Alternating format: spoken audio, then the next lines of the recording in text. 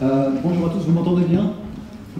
Alors bonjour à tous, je suis à la fois très honoré et très ému d'être parmi vous aujourd'hui. Je voudrais tout d'abord remercier le professeur Perrade de m'avoir invité à participer à cette journée d'échange médecin-patient. Je voudrais aussi remercier le même professeur Perrade ainsi que le docteur Gasto, mais aussi tout le personnel du centre La Cassagne, les médecins, les internes, les infirmières, les infirmiers, le personnel administratif, non seulement pour la qualité des soins qui nous sont prodigués ici, mais aussi pour la chaleur et la gentillesse avec lesquelles nous sommes reçus dans ces locaux.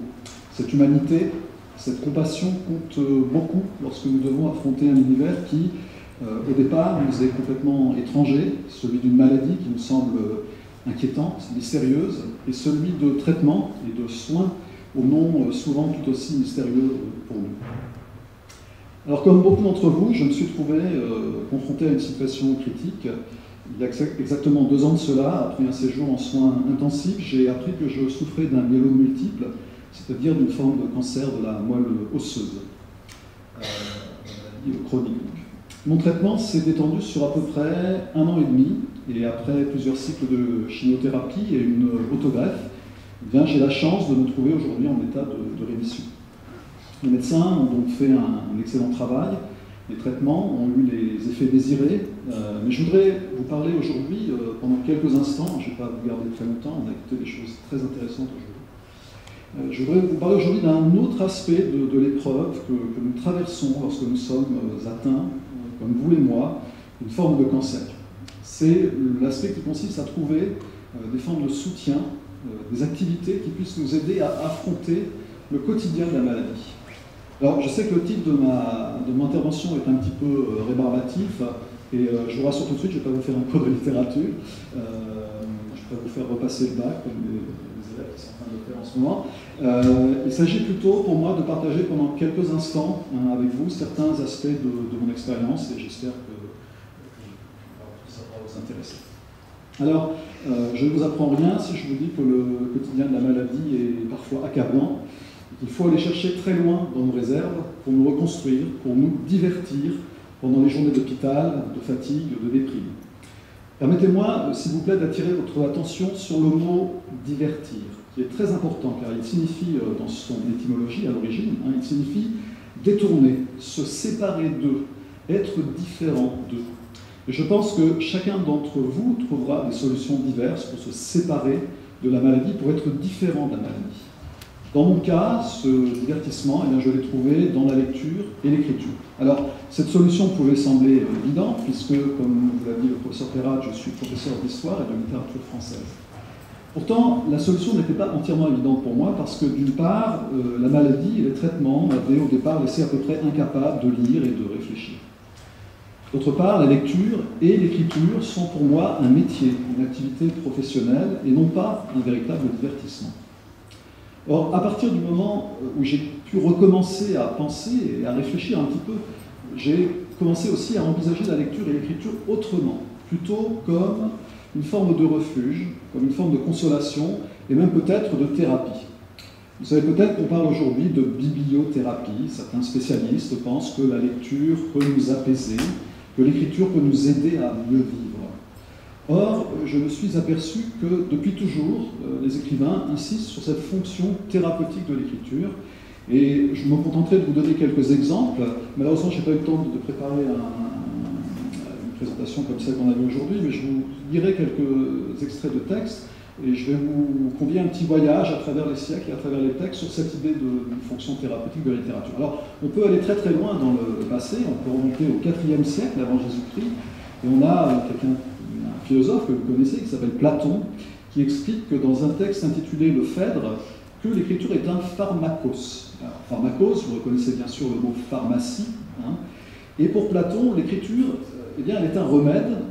Pourquoi parce que, nous dit Platon, les Égyptiens ont inventé l'écriture parce que notre mémoire est finie, que nous avons des trous de mémoire, et donc nous prenons des notes, nous écrivons pour nous souvenir. Les mots sont des remèdes à ce qui nous manque, à nos carences, si vous voulez. Et d'autre part, et c'est ça qui est important pour nous, Platon il explique que l'écriture doit orienter le lecteur vers le juste, le beau, le bien, le bon. Donc, pour Platon, l'écriture, elle constitue une forme de révélation et aussi une forme de purgation. Alors, quand on avance, on va vers le Moyen-Âge, et on raconte une anecdote qui est amusante, qui concerne un roi qui s'appelait Alphonse le Magnanime, il était roi d'Aragon et de Naples au XVe siècle.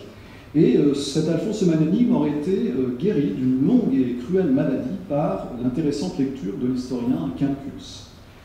Après sa guérison, il se serait écrié dans sa reconnaissance, je cite, « Fille d'Hippocrate, d'Avicenne et de tous les médecins, vive Quincus, mon sauveur ». Alors, je ne vous invite pas à faire comme Alphonse Magnanime, je vous invite à bien suivre les traitements et à bien écouter vos médecins. Malgré tout, cette anecdote, elle illustre quelque chose. Elle illustre la part de responsabilité qui incombe aux patients que nous sommes. Il y a un moment où le médecin ne peut pas tout faire pour nous. Il y a cette prise en charge qui me semble importante, qui n'est pas facile.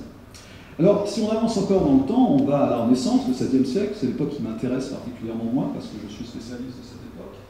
Époque très intéressante de plusieurs points de vue pour nous aujourd'hui, parce que c'est l'époque où naît la médecine moderne, et c'est l'époque où on constate aussi qu'il y a de nombreuses figures de ce qu'on appelle l'humanisme, qui réfléchissent au rapport qui existe entre l'écriture et la médecine. Vous connaissez sûrement François Rabelais, qui était lui-même docteur en médecine, et bien François Rabelais, il met souvent en scène des médecins dans ses œuvres. Certains de ces médecins nous font rire, ce sont des docteurs qui incarnent l'ancienne médecine du Moyen-Âge, ce sont des acteurs de farce qui sont dépassés par les découvertes de la nouvelle médecine de la Renaissance. Les vrais et les bons médecins, les médecins modernes, Rabelais, il les compare à des soldats qui doivent, et je cite Rabelais, ils doivent descendre en camp clos pour combattre quelques puissants ennemis. Et quand on parle des maladies qui sont les nôtres, bien, il s'agit de très puissants ennemis. Mais surtout, Rabelais revient souvent à l'idée que son œuvre doit nous amuser, nous faire rire, et ainsi apporter une palliation à nos souffrances, à nos inquiétudes. Et si le tragique, la tragédie passe par une catharsis tragique, eh bien, l'œuvre de Rabelais offre l'idée de ce qu'on appellerait une catharsis comique, c'est-à-dire une purgation des passions et du mal par le rire. Une autre figure de la Renaissance que moi j'aime beaucoup et qui est très intéressante du point de vue du rapport entre médecine et littérature, c'est celle de Montaigne. Ça me rappelle encore des souvenirs d'école, du lycée peut-être. Et Montaigne, ce philosophe du XVIe siècle, il était atteint d'une maladie très douloureuse, c'est ce qu'on appelait à l'époque la gravelle, c'est-à-dire qu'il souffrait de calculs rénaux. Et à l'époque, c'était une maladie qui était consommée très mal. Donc il souffrait vraiment de quelque chose d'atroce à l'époque. Dans un de ses essais, Montaigne nous parle des différentes activités qu'il a exercées dans sa vie. C'est ce qu'il appelle les trois commerces, les trois fréquentations, si vous voulez. Alors, il nous dit qu'il y a eu trois sortes de commerces, trois sortes de fréquentations dans sa vie. Jeune, c'était celle des femmes, chercher à se marier. Et puis, lors de sa carrière en tant qu'homme politique, comme maire de Bordeaux, que diplomate, eh bien, il a fréquenté les hommes de pouvoir.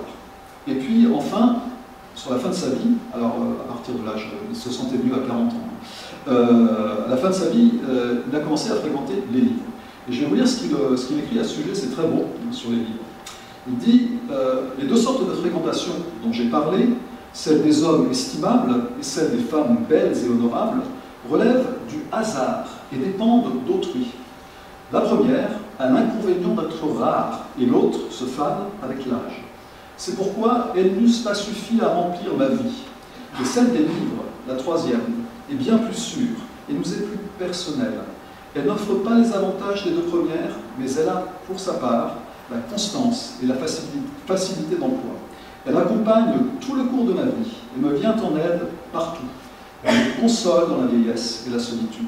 Elle m'ôte le poids d'une oisiveté fastidieuse et me permet d'échapper à tout moment aux gens qui m'ennuient. Elle atténue les attaques de la douleur, si celle-ci n'est pas à son paroxysme et ne s'est pas entièrement emparée de moi. Il y a des limites, bien sûr. Dans ma bibliothèque, je feuillette un livre, tantôt un autre, sans ordre et sans but précis, de façon décousue. Tantôt je rêve, tantôt je prends des notes, et je dicte en me promenant les rêveries que vous avez sous les yeux. Comme vous voyez, pour Montaigne, lire et écrire, c'est une forme de diversion, mais aussi une forme de thérapie qui le conduit vers la rêverie, le rêve, le bien-être, et surtout sa lecture est intéressante, son écriture est intéressante parce que ce ne sont pas des écritures systématiques, c'est au hasard, comme ça, je feuillette un livre. Alors, si on continue, on se rapproche de l'époque moderne, notre époque, on va au XVIIIe siècle, vous avez des gens comme Montesquieu, le grand philosophe des Lumières, qui a une phrase célèbre sur la lecture, il nous dit « Une heure de lecture est le souverain remède contre les goûts de la vie ». Plus récemment, vous avez au XXe siècle des gens comme Marcel Proust qui écrivent sur justement ces bienfaits de la lecture. Une citation de Proust, hein. Proust nous dit « Il est certains cas pathologiques, pour ainsi dire, de dépression spirituelle, où la lecture peut devenir une sorte de discipline curative et être chargée par des incitations répétées de réintroduire perpétuellement un esprit paresseux dans la vie de l'esprit. » Et ça me paraît très important aussi. Hein. Quand on subit les traitements que nous subissons, la vie de l'esprit, elle en prend un coup. Hein. Et il faut faire un effort pour remettre ça en route. Et je pense que Marcel Proust nous le dit très bien. Alors, je vous ai parlé du passé, du XVIe siècle, du Moyen-Âge. Quand on avance vers notre époque, quand on regarde notre époque, on s'aperçoit que cette tradition qui consiste à donner à l'écriture et à la lecture un aspect thérapeutique, eh bien, elle est encore bien vivante. Alors, en fait, vous le savez aussi bien que moi, hein, il y a de nombreux écrivains qui, aujourd'hui, prennent leur maladie comme point de départ de leur roman, de leur écriture. Vous pouvez aller dans n'importe quelle librairie et trouver des dizaines de livres de ce type. Quelqu'un comme Marguerite Duras, hein, assez récemment, donc au XXe siècle, écrivait au sujet de sa propre pratique de romancière, elle disait « Écrire, c'est hurler sans bruit hein. ». Donc pour elle, écrire, c'était exprimer toutes les souffrances, toutes les angoisses que l'on ne pouvait pas forcément exprimer autrement. D'autre part, et je finirai là-dessus pour les exemples, hein, vous avez également aujourd'hui des médecins qui sont devenus écrivains, comme par exemple Jean-Christophe Ruffin, que beaucoup d'entre vous connaissent certainement parce qu'il a tellement écrit, il a une œuvre vraiment immense. Alors moi j'ai rencontré l'œuvre de Ruffin il y a quelques années de cela à travers un très beau livre qui s'intitule Rouge Brésil. Ce roman raconte la tentative française au XVIe siècle d'établir une colonie dans la région qui correspond à Rio de Janeiro aujourd'hui. Et en tant que spécialiste de la Renaissance, ce livre m'avait beaucoup fait réfléchir à la manière dont l'histoire peut servir de toile de fond à la littérature. Or, il se trouve que l'auteur Jean-Christophe Ruffin, eh bien, il est venu à la littérature par la médecine. C'est ce qu'il expliquait dans une interview dont je vais vous lire un extrait très rapide. Hein. Donc c'est Ruffin qui parle ici, il nous dit « Je n'aurais jamais écrit les mêmes livres si je n'avais pas eu la curiosité de savoir comment fonctionne un être humain. » Il explique encore « La médecine m'a conduit à l'écriture. Le roman a toujours été pour moi un espace d'évasion. Dans les cours de la salpêtrière, j'imaginais des mousquetaires à cheval. » C'est une belle citation. Alors, dans le cas de Ruffin, nous voyons comment la naissance de l'écriture se fait à travers la volonté de comprendre la maladie. Alors, voilà ce que nous disent au fil des siècles les grands écrivains, les grands penseurs sur cette fonction thérapeutique de la lecture et de l'écriture. On pourrait d'ailleurs trouver bien d'autres exemples, aussi bien en France qu'à l'étranger. Je pense que beaucoup d'entre vous, en écoutant, ont déjà trouvé d'autres exemples, sûrement. Mais dans tous les cas, l'idée est à peu près la même. Hein. L'écriture, la lecture peuvent non seulement nous aider à mieux comprendre les êtres que nous sommes, mais elles peuvent aussi nous accompagner et nous consoler dans des moments extrêmement difficiles, des moments graves. Elles peuvent nous aider à trouver en nous-mêmes, peut-être, des ressources dont nous ne soupçonnons pas l'existence. Alors, je vous invite à lire et à écrire, si vous en avez envie. Il y a peut-être parmi vous des écrivains qui s'y mettent. Mais surtout, je vous invite à chercher la forme de divertissement qui vous donnera espoir, qui vous accompagnera vers la guérison et qui vous aidera, selon l'étymologie du mot « divertir », dont je vous parlais tout à l'heure, à vous séparer autant que possible de la maladie.